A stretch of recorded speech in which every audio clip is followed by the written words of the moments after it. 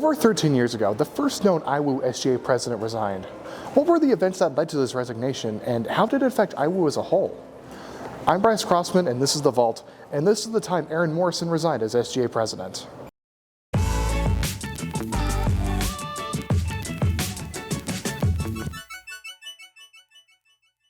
What is fundamentally student government?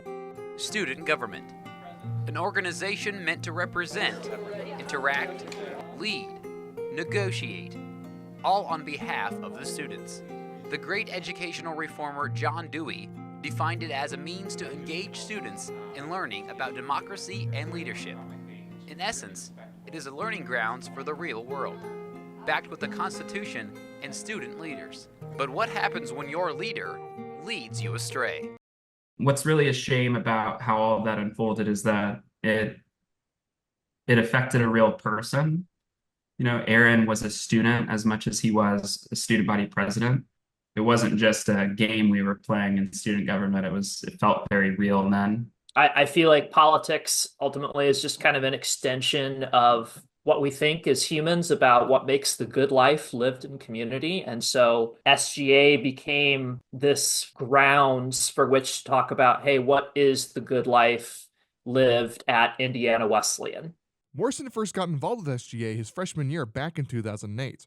He was a political science major who saw SGA as a way to train for his potential future career in politics. I don't think what happened can be said without first understanding the context in which I became student body president and what some of the expectations were. I will say this, there is a direct through line between Occupy Wildcat and my resignation, in the sense that if I did not participate, my belief is if I did not participate in coordinating Occupy Wildcat, I would not have resigned as student body president. When Morrison took office in the fall of 2011, he changed a lot from the previous SGA president, Corey Sprunger. First off, I changed the dress code. So we went from this very formal, kind of wearing suits and ties, businessy kind of apparel. I wanted people to kind of come as they are,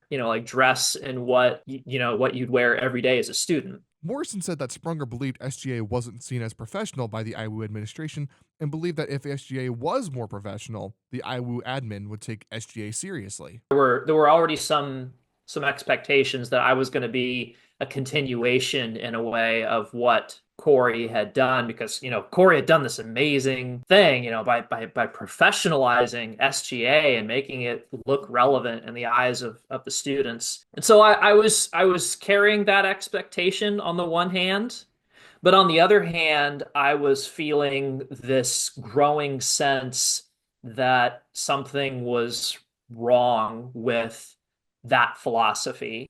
Morrison changed the meeting location from the Student Center Commons to a room in the biology building. He wanted to create a space where SGA members would feel comfortable sharing their thoughts and opinions. Students fight back when they feel their opinions don't matter. This week, students became irritated from extra prices on food they've already paid for. Not every student agreed with the protest. It was the first real step to students taking action. In the fall of 2011, Indiana Wesleyan student body president Aaron Morrison tried to revolutionize the idea of student government. It started with his involvement in Occupy Wildcat. Cheese price sign that used to be there has already been taken down by Pioneer today. Actions like this, coupled with the lack of communication with his cabinet, led to his rapid descent. But then when Occupy Wildcat happened, it cost me the trust of my cabinet, because it was something that I had done without their consent. I think most of the cabinet was frustrated, and they felt like Aaron was doing things without their consent. Because, of course, Aaron was no longer acting as Aaron.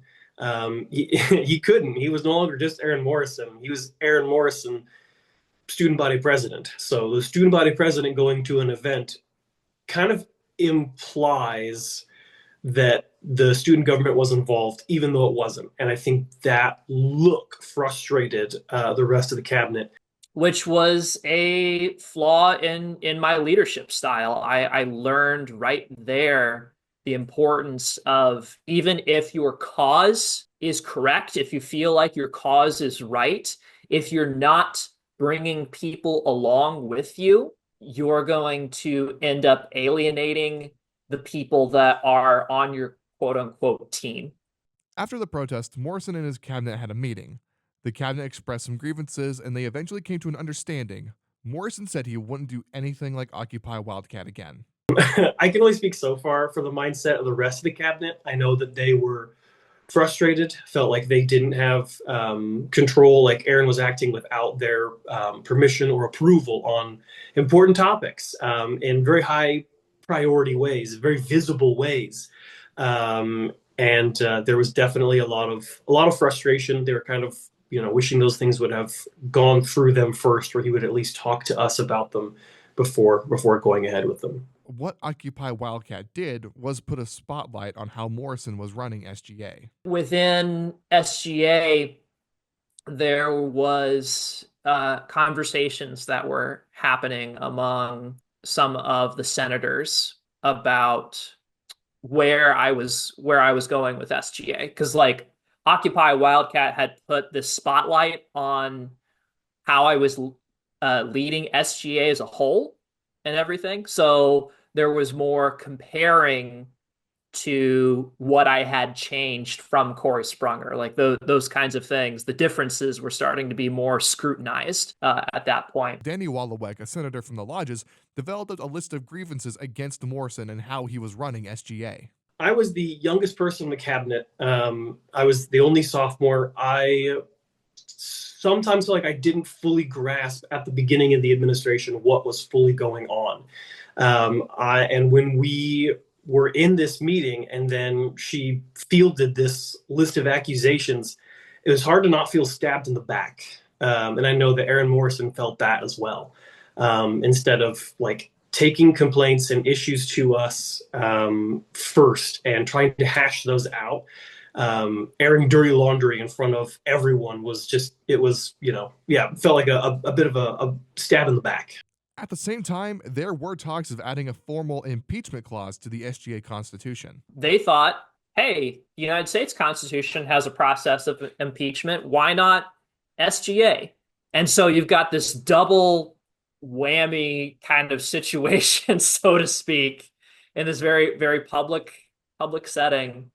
On November 28th, the grievances and impeachment clause were brought to the SGA meeting, which, immediately afterwards, Morrison and his cabinet held an emergency cabinet meeting. My cabinet and I went through each one of the accusations, and we decided that all of them except one was just a difference of interpretation, that I had not actually broken the Constitution necessarily, except for one. And that was that each member of the SGA cabinet needs to be a professed Christian. Sprunger was one person who helped with cabinet recommendations. One of those recommendations was Nathan DeMazy, who was an outspoken agnostic. In that meeting, I said to my cabinet, like, yes, technically I have broken the Constitution on this point, but this is not something that should be enforced. This is a bad rule in the SGA Constitution, and we should not be obligated to enforce it. And I can remember, like, even debating that particular part, like Nathan was asked to step out of the meeting. So it was super awkward. The whole thing was super awkward because it was about him. And my Senate chair, Luke Nelson, very fatefully said in front of the cabinet, "No, Aaron, you are wrong. This should be enforced."